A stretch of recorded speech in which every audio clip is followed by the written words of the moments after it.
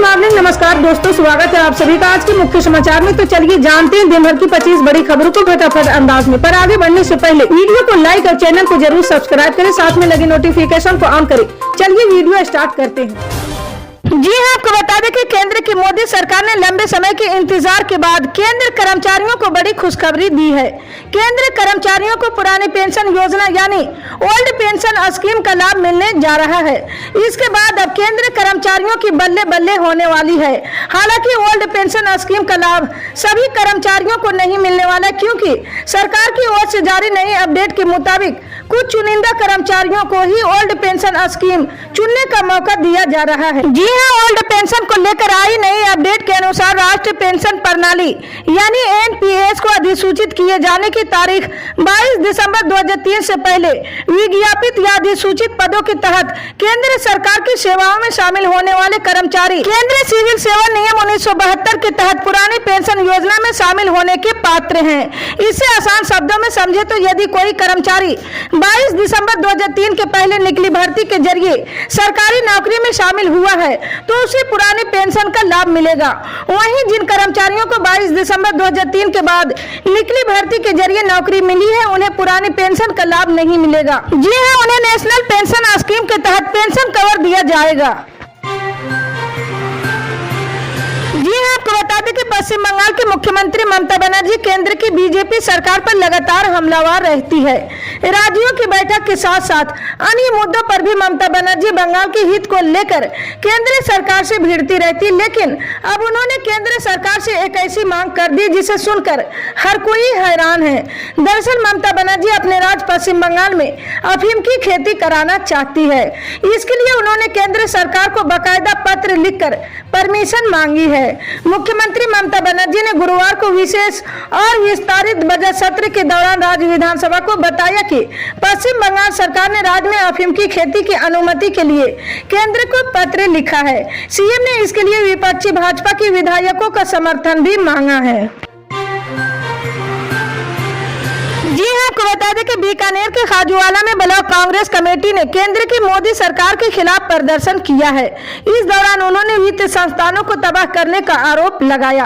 Block Congress committee के अध्यक्ष रामेश्वर लाल गोदारा के नेतृत्व में प्रदर्शन किया गया।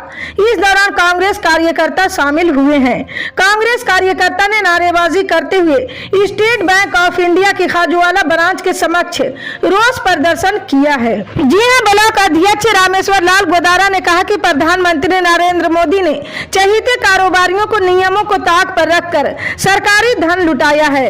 उन्होंने कहा कि केंद्र की मोदी सरकार जनता की खून पसीने की कमाई को अपने चहेते पर लुटा रही है, जबकि देश में हालात लगातार बिगड़ते जा रहे हैं, जिसकी जिम्मेदार वर्तमान केंद्र सरकार है। जी हाँ, आपको बता दें कि शराब नीति घोटाला मामले में सजा काट रहे आम आदमी पार्टी के नेता और दिल्ली के पूर्व शिक्षा मंत्री मनीष सिसोदिया की जमानत अर्जी पर आज राउज एवेन्यू कोर्ट में सुनवाई हुई है, जिसमें कोर्ट ने अपना फैसला सुरक्षित रख लिया और इस मामले की अगली सुनवाई 21 मार्च को होगी। ईडी ने कोर्ट से सिसोदिया के लिए 10 दिन की रिमांड मांगी थी, जिसे लेकर कोर्ट ने अपना फैसला सुरक्षित रख लिया है। ईडी की रिमांड को लेकर कोर्ट ने फैसला सुनाया और दिल्ली आबकारी नीति घोटाला मामले में मनीष सिसोदिया को कोर्ट ने ईडी हिरासत में भेज दिया है। जी हाँ, आपको बता दें कि उमेश पाल हत्याकांड के बाद अतीक अहमद के परिवार की मुसीबत ज्यादा बढ़ गई है। पहले से आधा परिवार जेल में बंद है, तो हत्याकांड के बाद परिवार के बाकी सदस्य गायब हैं। हत्याकांड के पहले से ही अतीक अहमद साबरमती जेल में बंद है। अतीक के 5 बेटों में बड़ा बेटा उमर और दूसरे नंबर का बेटा अली अहमद जेल में बंद है। तीसरा बेटा असद उमेश पाल हत्याकांड में फरार है। वहीं चौथे और 5वें बेटे एहजम अहमद और अबान अहमद का भी अता पता नहीं है। जी हाँ, अतीक की पत्नी शाहिस्ता परवीन का दावा है कि दोनों नाबालिग बेटे गायब हैं। जी हाँ, इसको लेकर अब अतीक अहमद की पत्नी शाहिस्ता परवीन ने इलाहाबाद हाई कोर्ट में बंदी प्रतिक्षीकरण याचिका दायर की है। जी हाँ, आपको बता दें कि पुलवामा के शहीदों के परिजनों को धरना स्थल से हटाने पर भाजपा प्रवक्ता राजवर्धन राठौर ने प्रेस वार्ता कर राजस्थान सरकार और कांग्रेस पर जमकर हमला किया। वहीं मुख्यमंत्री अशोक गहलोत ने इस मामले में भाजपा नेताओं पर राजनीतिक रोटियां सेकने का आरोप लगाया है। उन्होंने वीरांगनाओं की मांगों पर ट्वीट कर सिलसिलेवार जवाब दिया है। जी हां, पूरे मामले पर मुख्यमंत्री अशोक गहलोत ने कहा कि हम सभी की जिम्मेदारी है कि हम शहीदों एवं उनके परिवारों का उच्चतम सम्मान करें। राजस्थान का हर नागरिक शहीदों के सम्मान का अपना कर्तव्य निभाता है, परंतु भाजपा के कुछ नेता अपनी राजनीतिक रोटियां सेकने के लिए शहीदों की वीरांगनाओं का इस्तेमाल कर उनका अनादर कर रहे हैं। जी हां, आपको बता दें कि बिहार में पूर्ण शराबबंदी का अध्ययन करने आया छत्तीसगढ़ का प्रतिनिधि मंडल शुक्रवार को मुख्यमंत्री नीतीश कुमार से मुलाकात की है। छत्तीसगढ़ सरकार की ओर से भेजी गई इस उच्च स्तरीय टीम में छत्तीसगढ़ के 8 विधायकों के साथ ही 12 पदाधिकारी शामिल हैं। पिछले 2 दिनों से 20 सदस्य ये प्रतिनिधि मंडल बिहार के विभिन्न हिस्सों में शराबबंदी के प्रभाव का अध्ययन कर रहे हैं। इसी क्रम में शुक्रवार को इनकी मुलाकात मुख्यमंत्री नीतीश कुमार से हुई है। जी हां, जानकारी के अनुसार छत्तीसगढ़ से आई इस टीम ने मुख्यमंत्री नीतीश कुमार से शराबबंदी नीति के तमाम बिंदुओं पर चर्चा की और इसके प्रभाव को लेकर विस्तृत जानकारी ली है। जी हां, आपको बता दें कि केंद्र सरकार ने एक अहम कदम उठाते हुए सीमा सुरक्षा बल की रिक्तियों में पूर्व अग्निवीरों को 10% आरक्षण देने की घोषणा की है। इसके साथ ही पूर्व अग्निवीरों के लिए ऊपरी आयु सीमा मानदंडों में ढील भी दी गई है, जो इस बात पर निर्भर करेगा कि वे पहले बैच का हिस्सा है या बाद के बैचों का। गृह मंत्रालय ने सीमा सुरक्षा बल अधिनियम 1968 की धारा 141 की उपधारा के खंड और द्वारा प्रदत्त शक्तियों का उपयोग करते हुए गुरुवार को एक अधिसूचना जारी करते हुए ये घोषणा की है। जी हां, आपको बता दें कि पश्चिम बंगाल में पशु तस्करी मामले पर वीरभूमि टीएमसी के जिला अध्यक्ष और बाहुबली नेता अनुवर्ती मंडल को आज कोर्ट के सामने पेश किया गया है। बता दें वे बीते 3 दिनों से ईडी की ही हिरासत में थे। दिल्ली कोर्ट में पेश किए जाने के बाद आज उन्हें अतिरिक्त 11 दिनों के लिए ईडी की हिरासत में भेजने का फैसला लिया गया है। इसका मतलब है कि अब ये 21 मार्च तक ईडी की हिरासत में ही रहने वाले हैं। जी हां, आपको बता दें कि मनसे प्रमुख राज ठाकरे अपनी बेबाकी के लिए जाने जाते हैं। विभिन्न राजनीतिक मुद्दों पर वो खुलकर अपनी राय रखते आए। गुरुवार को महाराष्ट्र नवनिर्माण सेना प्रमुख राज ठाकरे ने कहा कि राजनीतिक में सत्ता का उतार चढ़ाव स्वाभाविक है और बीजेपी को ये याद रखना चाहिए कि आज उसकी लहर चल रही है, लेकिन कल उसकी लोकप्रियता कम हो सकती है। ठाकरे ने मनसे के 17वें स्थापना दिवस पर गुरुवार शाम ठाणे के गडकरी रंगायतन में ये बात कही है।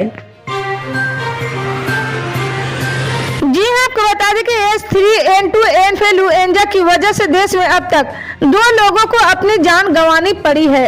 आधिकारिक सरकारी सूत्रों ने शुक्रवार को न्यूज 18 को ये जानकारी दी है। उन्होंने कहा कि एक मौत कर्नाटक में दर्ज की गई, जबकि H3N2 इन्फ्लुएंजा के कारण हरियाणा में दूसरी मौत हुई है। देश में अब तक H3N2 इन्फ्लुएंजा के कुल 90 मामले और H1N1 के 8 मामले सामने आए हैं। सूत्रों ने बताया कि भारत ने फिलहाल आबादी में घूम रहे इन 2 तरह के इन्फ्लुएंजा वायरस का पता लगाया है। जी हां, आपको बता दें कि गर्मी के मौसम के आने से पहले ही तापमान में बढ़ोतरी के चलते आने वाले महीनों में बिजली कटौती की आशंका जताई जा रही है। ऐसे में लोगों को राहत दिलाने और बिजली कटौती को रोकने के लिए ऊर्जा मंत्रालय हरकत में आ गया है। केंद्रीय ऊर्जा मंत्री आर.के. सिंह बिजली कंपनियों से हर हाल में ये सुनिश्चित करने को कहा कि गर्मियों के मौसम में बिजली कटौती का लोगों को सामना न करना पड़े। उन्होंने सभी स्टेक होल्डरों से बिजली की बढ़ती मांग को पूरा करने के लिए जरूरी कदम उठाने को कहा है। जी हां, केंद्रीय ऊर्जा मंत्री ने रेलवे, कोयला और ऊर्जा मंत्रालय के अधिकारियों के साथ एक अहम समीक्षा बैठक की है। इस बैठक में उन्होंने आने वाले गर्मी के मौसम, खास तौर से अप्रैल और मई 2027 में देश में बिजली उत्पादन और सप्लाई के हालात को लेकर समीक्षा की है। ऊर्जा मंत्रालय ने इस बैठक को लेकर बयान जारी करते हुए कहा कि केंद्र मंत्री ने सभी स्टेक होल्डरों से हालात पर करीब से नजर बनाए रखने और आने वाले महीनों में बिजली की मांग को पूरा करने के लिए पहले से कदम उठाने को कहा है। इसी तरह की पल पल के अपडेट जानने के लिए जुड़े रहे हमारे न्यूज इंडिया के साथ। मिलते हैं अगली बड़ी खबर में, तब तक के लिए जय हिंद।